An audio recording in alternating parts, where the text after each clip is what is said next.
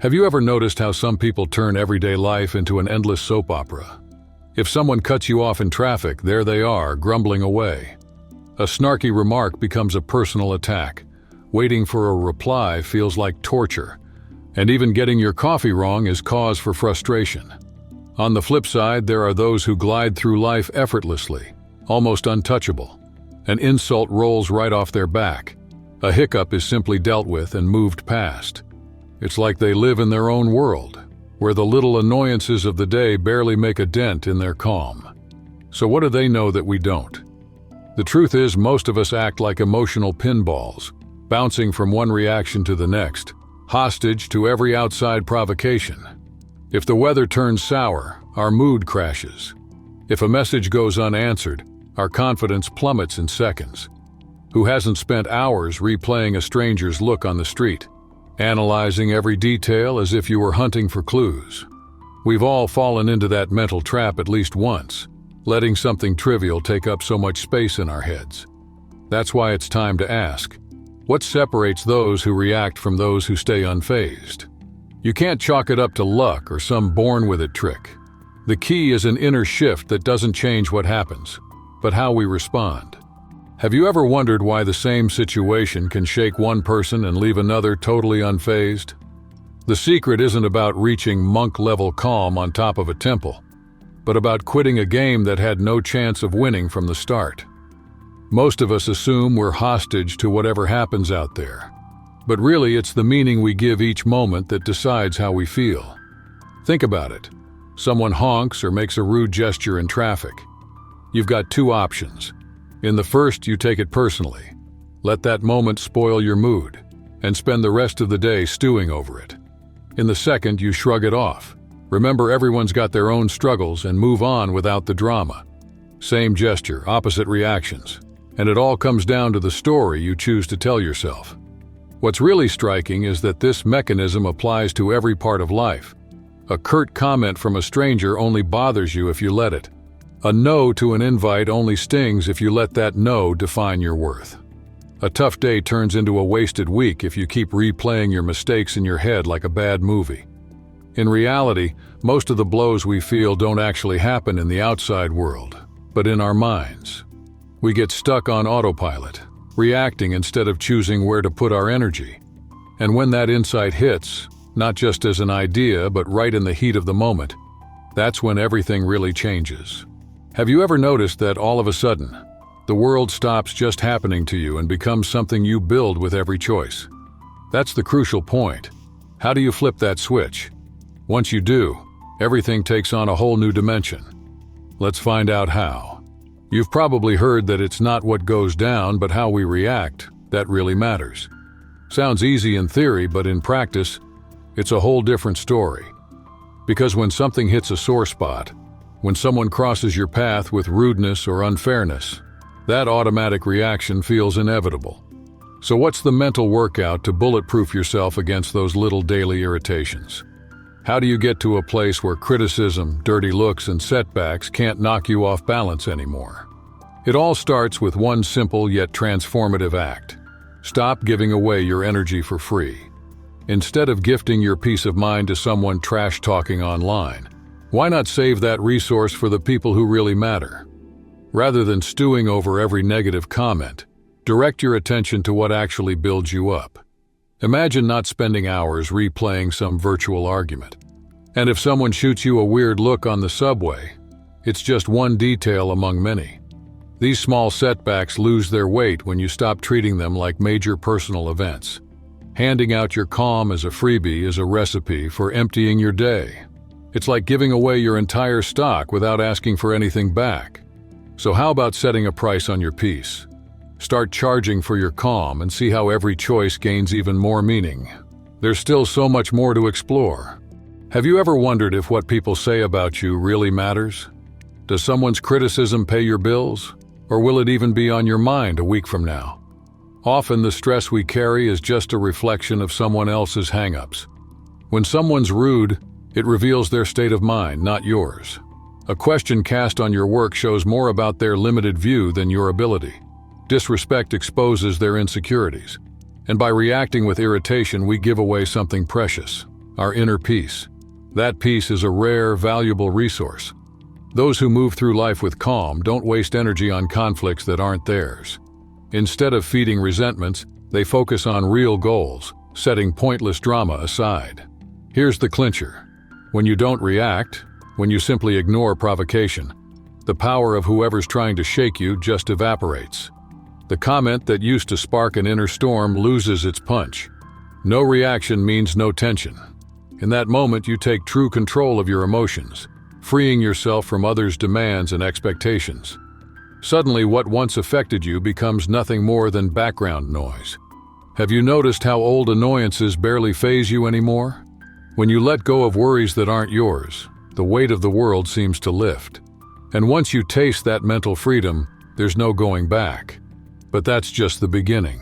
There's a next level, not only staying unshakable in the face of adversity, but turning it to your advantage. That's where things get really interesting. Let's dive in. Look at most people. They say they want control over their emotions. They crave peace of mind. Yet at the first hiccup, they fall into the same trap. A curt email from the boss becomes fuel for an imaginary resignation letter. Your phone battery drops to 1%, and suddenly you're convinced the universe is out to get you.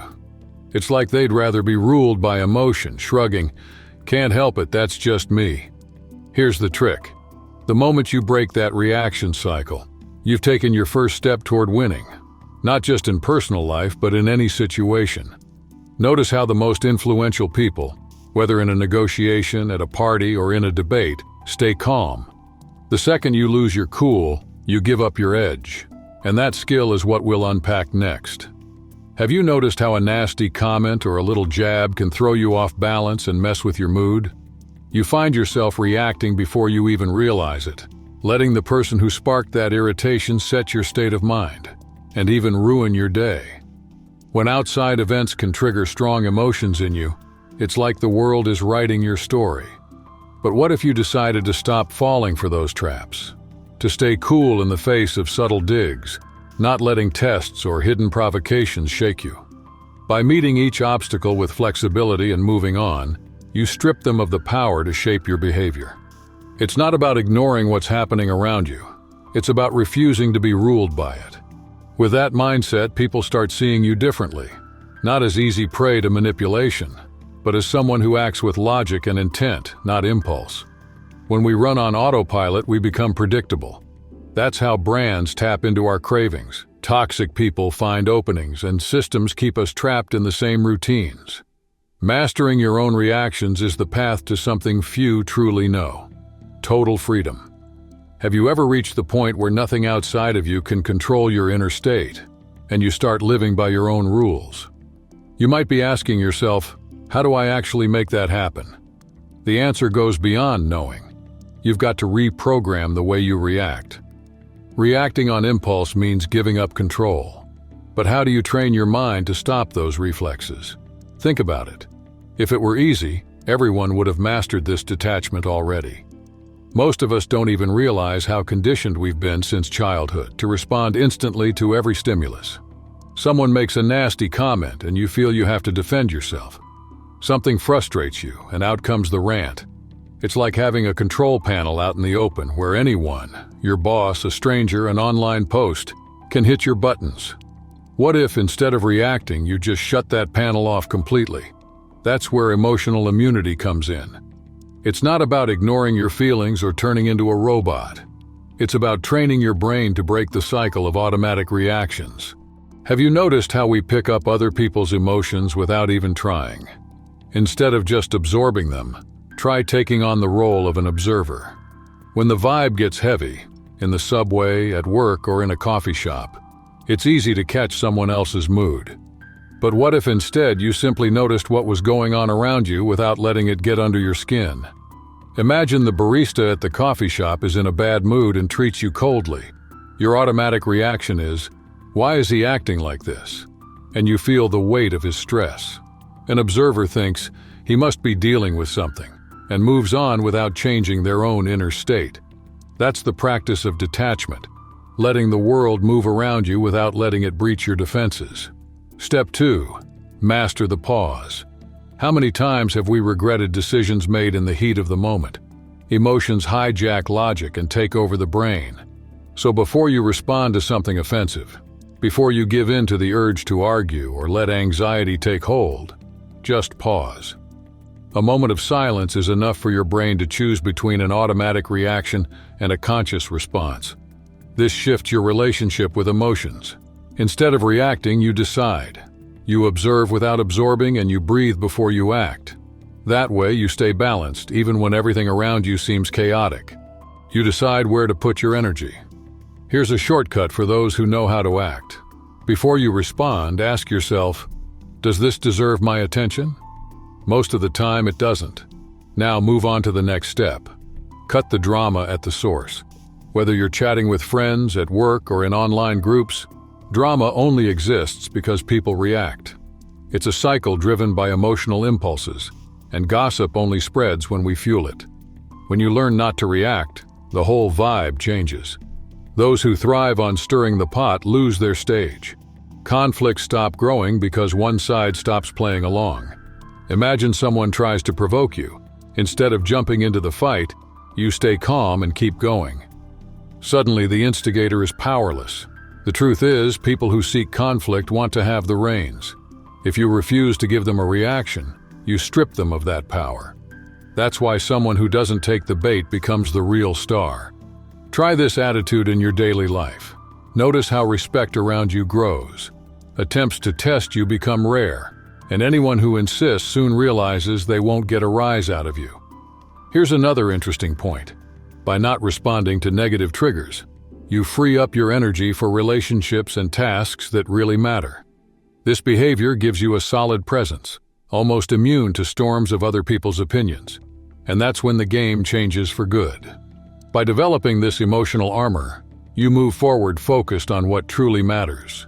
You're probably wondering, but what about when emotions overflow and letting go feels impossible? That's where a lot of us get stuck. After all, if you've always reacted on autopilot, you can't just flip a switch overnight. Here's the secret. It's not about burying your feelings, but rewriting the script behind your reactions. Think about people who handle crises without panicking. They didn't wake up with a superpower. They built new neural pathways. Step 1. Treat your mind like an athlete in training. Just like a marathon runner starts with small steps, you begin by pausing that impulse to react without thinking. Our feelings run on invisible tracks made up of every experience we've had. If you've always linked pressure to anxiety, every time you feel stressed, your internal alarm goes off. If you've equated criticism with attack, you jump into defense mode in a blink. The big move? Disconnect that trigger. When you feel tension rising, take a mental step back. Ask yourself, what if I reacted differently this time? Instead of furrowing your brow, flash a slight smile. Instead of blurting out a comeback to protect yourself, stay silent for a few seconds. That pause might seem small, but it starts to reroute your mind's path. In the next few moments, you'll see how to use this technique in real-life situations, strengthening your self-control day by day. When the urge to explode hits, do the opposite. Pause. Inhale slowly. Feel your feet pressing into the ground and the air brushing your nostrils. In those first seconds, your brain will sound alarms, yelling, "Come on, react! This is how you've always done it." Ignore that order and stay still. You'll feel your pulse climb. Your palms may be sweating. It's just chemistry in action. Keep breathing. Little by little, the circuits that fueled your old reflex weaken, like a light bulb dimming in slow motion. One day, that trigger that used to set off an emotional volcano will feel almost trivial. That's your signal. You're now in control. Now for step 2, rewrite the script playing in your head. Everyone silently narrates their own story, and that narration colors how events feel. Next time something feels overwhelming, hit pause and ask yourself, what story am I telling about this? Is this plot helping me or holding me back? 9 times out of 10, it's holding you back. Tweak your inner dialogue and notice. Although the situation stays the same, the feeling changes completely. Swap out the script, and you change the lens you see the world through. Anything looks different once you switch lenses. Step 3. The art of disarming anyone looking for a reaction. There's a simple trick that shatters their expectations. Offer serenity when they expect sparks. It's verbal Aikido at its finest. Someone jabs, "You're so stubborn." You smile. "Yep, and that's how I finish projects no one else dares start." You never take anything seriously. I do. I just don't need a scowl to prove it. You really don't care, do you? I'd rather save my energy for what matters. Their attack bounces back, leaving them with no foothold and no script. The silent message is clear. There's no lever to move you. The more you practice, the less room there is for tests. Potential aggressors back off once they see the obvious buttons aren't there anymore. Respect replaces provocation. Being unshakable isn't about blocking emotion. It's about choosing when and where to use it. Ask yourself, am I letting the situation define me, or am I defining the situation? When you stop feeding events that don't deserve your energy, you start living to your own rhythm. No rush, no unnecessary noise.